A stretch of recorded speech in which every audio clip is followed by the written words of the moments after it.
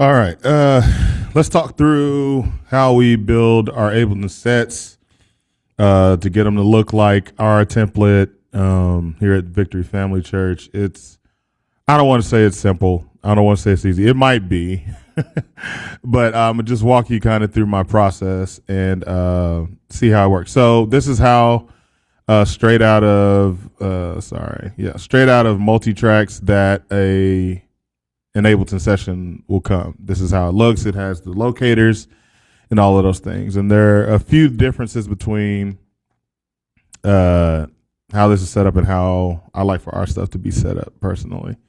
So the first thing we're going to do is we used to take the guide and switch it out, but now we kind of keep the multi-tracks. We have a mix of that and our own old guide voice that was Tara or is Tara Lawson. But what I'll do generally nowadays, I'll just take that and I'll boost it 4 dB. So to do that, you double click on the audio, the actual audio transients. You go down here, it says gain, pitch, warp, all this stuff. This little window is going to be very important down here in the lower left. So I'll go here and I'll gain this up 4 dB. I'll just hit 4 enter. If I wanted to gain it down, it'd be negative or -4 enter or whatever. So now you saw those, transients change. They went up. Once again, I'll undo it and then redo it just so you can see that. From there, there's a few ways you could go about it. There's a couple ways you could go about doing the next few steps, but I'll generally, because there are no tempo changes in this song, this is praise. We already know this song. So I'll go to my clicks folder, which is on my hard drive. We use the foundation clicks from Multitracks instead of the in Ableton clicks. Just the change we made a while back that I hadn't reverted back to. And I'll drag that in, and then I'll bracket over, and I'll just drag it somewhere outside of the range because we'll have our backup click and stuff here. I'll change the name to click, and I'll drag it up above the drums. Sorry, I ran out of room on my mouse pad. All right. And then from there, I generally will create a MIDI track, empty MIDI track with Shift Command T. And I'll change that color, right click on the channel and make it white. And then I'll rename it. You can right click on it and click rename or hit Command R. I'm a shortcuts guy. And I'll name it markers. And what I'll do is I'll just zoom in and I'll just name these spaces after the part of the song. So the count in, I'll select the range, Shift Command M, and the count off, I guess. Then you got the intro, same thing. Refrains. I'll go that whole thing and name them both refrains, and then I'll click in the middle where that locator is and split it by hitting Command E, or you can, I think the shortcut is in this menu somewhere, but it's easier if you know just to hit Command E. All right, verse 1, just bear with me as I do this. Verse 2, if I was throwing this in the editing software, I'd just fast forward it. Chorus 1.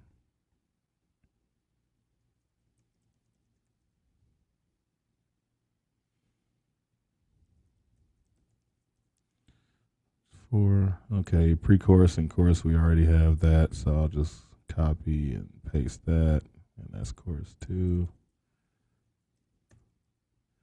Interludes here. Reminder that keyboard shortcut is Command Shift Command M to generate a blank MIDI spot. Another way you can do it is by double clicking and dragging, but I personally don't like those lines in there. You could do that and smooth them out by hitting Command J to consolidate it, but I'd just rather hit the Shift Command M, and then you can click and drag that over chorus 1, chorus 2.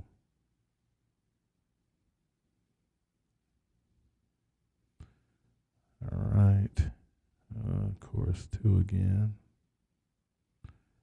These are instrumentals.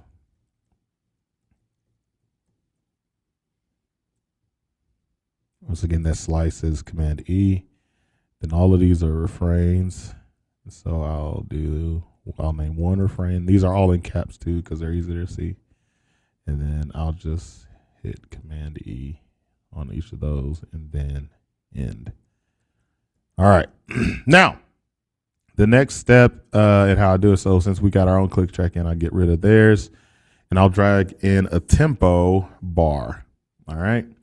So tempo is another thing. It's essentially a empty audio track that we make the boss of the session, if you will. Okay, so I'll drag that in. And I'll click and drag that. I like for the tempo to match the length of the click since they'll work together. I'll rename it tempo, change the color to white. I'll also change this color to white. And then I generally put tempo and then the BPM, which is 127 BPM there. And then I'll drag that up. That will go above the guide. So you'll have markers, tempo, guide, click, and then your stems. Okay? From there, you disengage that loop because we don't want that. I will not get rid of this last one, but I'll start here at this one and I'll delete all those locators except for the first one and the last one. The first one, Command R, I rename to the song, Praise. And the last one, I'll just put backup. I always do that. Stop it. All right. Now from here, I'm going to need one more MIDI track, another MIDI track. I don't want to say one more. And Shift Command T, or you can, what can you do? Go in here and insert MIDI track, but Shift Command T is that shortcut for that. I stopped changing the color on that and I'll rename that loop. And what we'll do here is we will double click here, right? Just to create an empty one. And then this menu on the bottom populates. You're going to scroll all the way up to the top, the highest note, which is a G8. And then you're going to double click on that G8. Make sure it's on that G8. And that is going to create the MIDI response for when your backup click needs to loop. Okay. And so we'll activate that. We'll put it on IC driver, which I'll do another video to show how to set up your IC drivers to make this communicate properly with Ableton. So now you'll see a little light over here on the right side. If I click on that and I hit play, that little, here, let me unfold it. That little thing blips up, but it's not doing anything. So we have to do now, we have to go into our MIDI menu, which is Command M.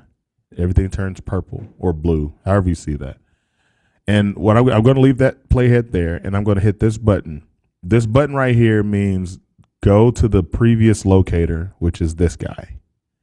So I'm going to select that, and then I'm going to hit space so that now when I hit space, it activates that MIDI clip. That MIDI clip now is now going to tell Ableton to go back to the last locator. So essentially, I'm setting this MIDI clip as a button that gets pressed whenever the playhead scrolls it. So, and as you see, when I hit that button, that 0.8 just showed up when it'll say G 0.8 or G, 8, I forget. It's so small. Then we'll get out of our MIDI menu, and then you'll see that whenever it hits that, it's going to go back. Now, I don't want it to go back immediately like that because you kind of hear that double downbeat there. And so what we'll do is here, this tells Ableton how many bars you want it to play before it does the next thing that you cue it to do as it's playing. Okay. I always want 1 bar so that it'll play 1, 2, 3, 4, loop. And so every time it comes across that MIDI clip, it's going to play 1 bar and then loop. All right. And then one thing that I did miss, double click whenever you put in your click, double click on that channel. This little box will show up at the bottom left. Just double click on 8th so you get the 8th in there as well. All right. That's all for how we set up. Oh, no, it's not. All right. So now we're gonna go to our main template, and sorry, and I'm going to drag in these sends. All right, we'll delete the ones that are already in the session. All right. You can choose to do this or not, but I'm going to group them because it makes it easier once we start dragging them into the sessions to be with one another. And I'll name it the song and the key in parentheses. And I'll fold that back up. Now I'll tab over to the arrangement view. I'm sorry, session view. I think this is session view. Session or arrangement. I don't remember. The vertical view.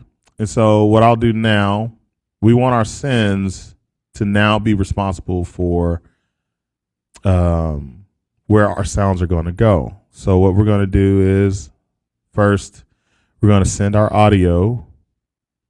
Let me do this over here. We're first going to send our audio because now all your stems are going to send the audio to this one thing. It acts like a bus, if you will.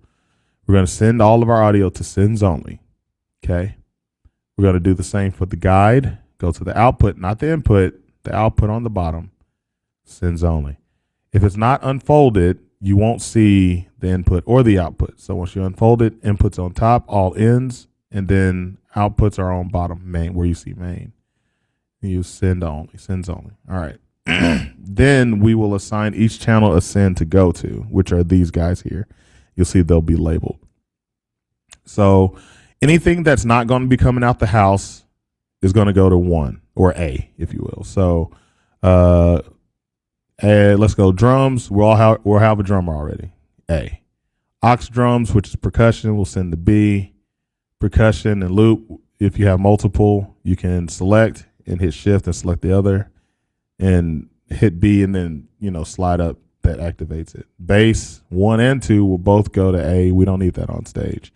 Synth bass I send to my keys channel, and then I'll adjust